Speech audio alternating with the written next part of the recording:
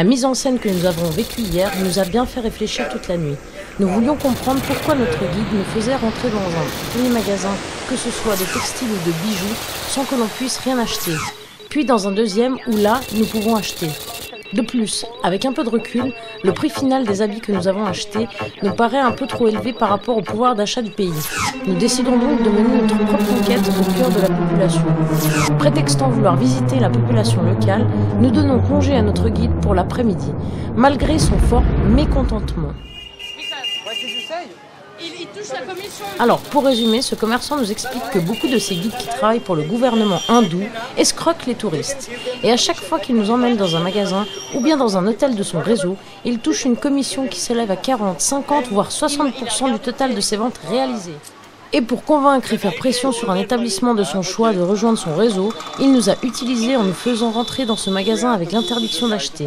C'est pour montrer l'emprise qu'il a sur les touristes et forcer les commerçants de travailler avec lui ou bien d'augmenter le pourcentage de la commission, parfois même en gonflant les prix par 10.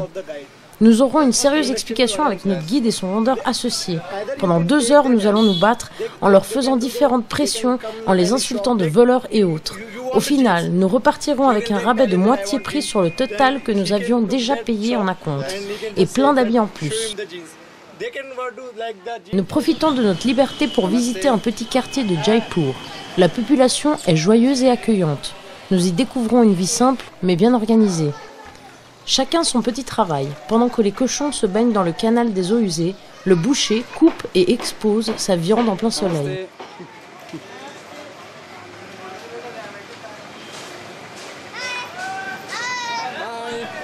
L'école est finie, les enfants jouent dans la rue. Nous leur donnons quelques stylos.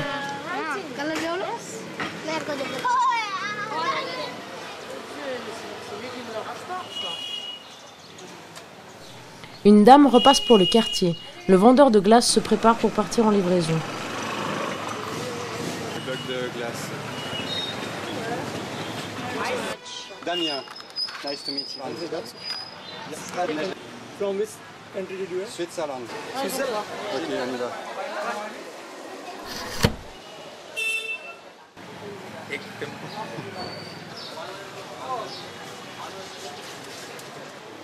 Donc, allez de préférence dans les petites boutiques ou sur les marchés au cœur de la population, vous trouverez les mêmes articles bien moins chers.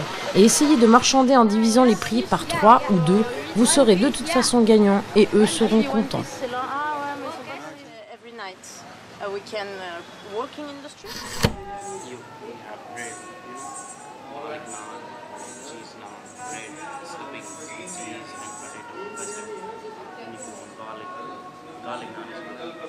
Yes, I only comment on appelle la bread, Indian bread. Yeah, this is chapati. Chapati, only chapati. Le Jantar Mantar de Jaipur est un site d'observation astronomique construit au début du XVIIIe siècle. Il comprend un ensemble d'une vingtaine d'instruments fixes principaux. Édifiés en maçonnerie, ce sont des exemplaires monumentaux d'instruments connus. Sous l'impulsion de son créateur, le prince Jai Singh II, l'observatoire est un lieu de rencontre de différentes cultures scientifiques.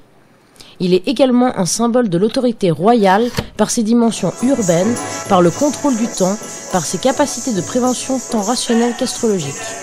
L'observatoire est une incarnation monumentale de la rencontre des besoins simultanément politiques, scientifiques et religieux.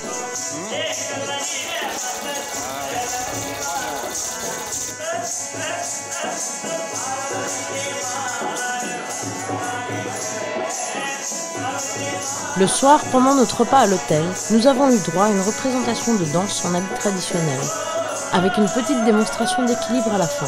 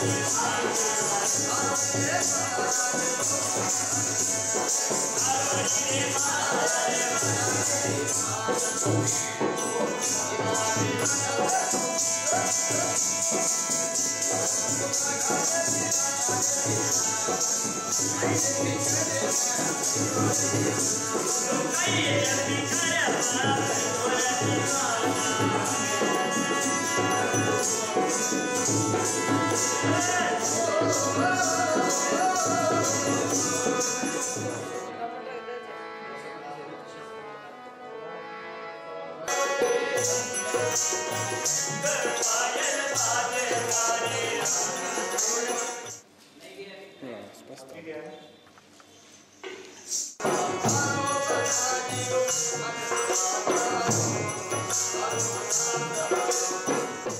Ça va tomber. Ouais.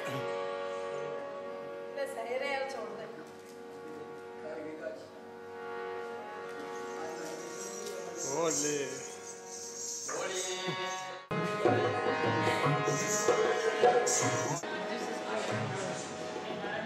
Elle va tout faire tomber.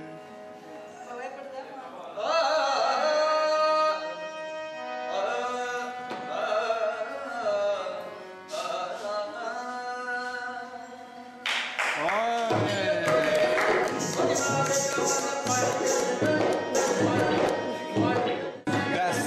ok. Aïe, aïe, aïe, aïe.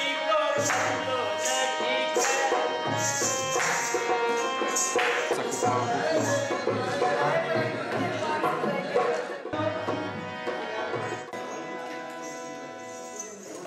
Allez. Bravo.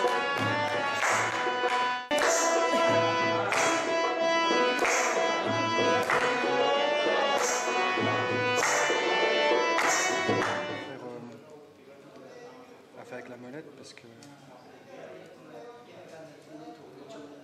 ça fait bouger.